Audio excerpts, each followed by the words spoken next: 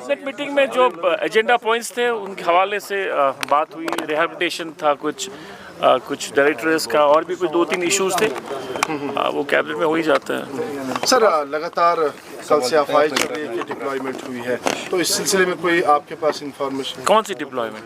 अफवाहें चल रही है कि कुछ अरे भाई, आप जर्नलिस्ट हो, कहाँ भी आप इन अफवाहों में आप यकीन रखते हो? जो कुछ हो सकता है वो जब सामने आएगा तभी यकीन करना चाहिए। आगे आने वाले हम जिस तरह से बिल्स पास हुई पार्लियामेंट में, तो यह मसला चल रहा है, तो क्या स्टेटहुड पे कोई असर देखने को? देखिए, वो जॉइंट पार्लियामेंट कमेटी को बिल्स गई है, अभी तो उस पर एग्जामिन जॉइंट पार्लियामेंट कमेटी जो एग्जामिन करेगी, उसके बाद जब कोई डिसीजन आ जाएगा तभी बात की जा सकती है। क्या सर इसकी जो डिमांड थी कि कैबिनेट का रिजोल्यूशन हुई है, तो असेंबली सेशन बुलाया जाए ताकि स्टेटहुड को लेकर मुश्तरका तौर पर रेजोल्यूशन पास किया जाए। सेशन तो आने वाला है, अभी सितंबर में मेरे ख्याल से इलेक्शन स्टार्ट होने वाला है।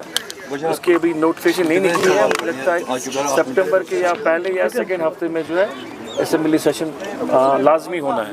जो कि अब एग्रीकल्चर मिनिस्ट्री के क्या कुछ रिफॉर्म्स आने वाले हैं, और वो देख रहे हैं कि एग्रीकल्चर लैंड जो है कमर्शियल लैंड में कन्वर्ट बहुत तेजी से हो रहा है।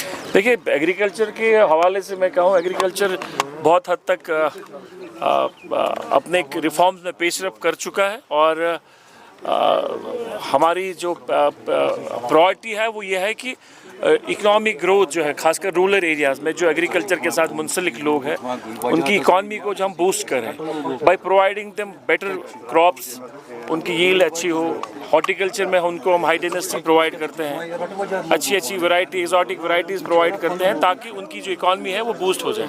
सर जिस तरीके से आज कैबिनेट मीटिंग है डिस्कस किया, क्या आगे आने वाले वक्त में हम असेंबली सेशन देखेंगे? जल्द सेशन होने वाला है, अभी 6 महीने के बाद तो सेशन, ये तो उसकी कानूनी ऑब्लिगेशन है, कॉन्स्टिट्यूशनल ऑब्लिगेशन होती है, और मुझे लगता है कि फर्स्ट या सेकेंड हफ्ते में जो है असेंबली सेशन सितंबर में हो जाएगा। सर कई सारे इलाके हैं बडगाम में या श्रीनगर में जहाँ पे पानी जो है वो लोगों को फराहम नहीं की जा रही है, तो इस सिलसिले में आपने कोई पेशरफ्त? देखिए, पानी के हवाले से है, पानी जो हमारे नेचुरल रिसोर्सेज है, डिपार्टमेंट ऑफ जल शक्ति जो है, PHE डिपार्टमेंट है, वो कोशिश इसमें लगा है कि साफ़ सुथरा पानी जो है लोगों को दिया जाए। उस हवाले से जो स्कीमें इस वक्त इम्प्लीमेंट हुई है, जल जीवन के हवाले से पहला अभी फेज़ ख़त्म होने वाला है, अब जल जीवन 2 स्टार्ट होने वाला है।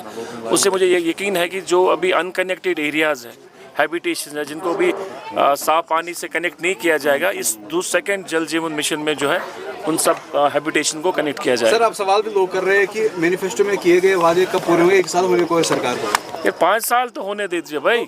सुनो मेरी बात, सरकार 5 साल के लिए बनी है, सरकार 1 साल के लिए नहीं बनती है, और हमारी परफॉर्मेंस है, हम लोगों के सामने अकाउंटेबल है। एक पॉलिटिकल पार्टी जो है लोगों के सामने अकाउंटेबल। 1 लाख जॉब्स देने की बात की थी, जो भी सारी हमारी एक बात हुई है। देखिए, 1 लाख सरकारी एम्प्लॉयमेंट की बात हमने की, हमने कहा एम्प्लॉयमेंट हवाले से हम लोग वसाइल पैदा करेंगे, स्किल डेवलपमेंट वसाइल पैदा करेंगे, जिससे लोग जो है अपनी एम्प्लॉयमेंट, अपनी नौकरी जो है, एम्प्लॉयमेंट जो है खुद कर सकता है।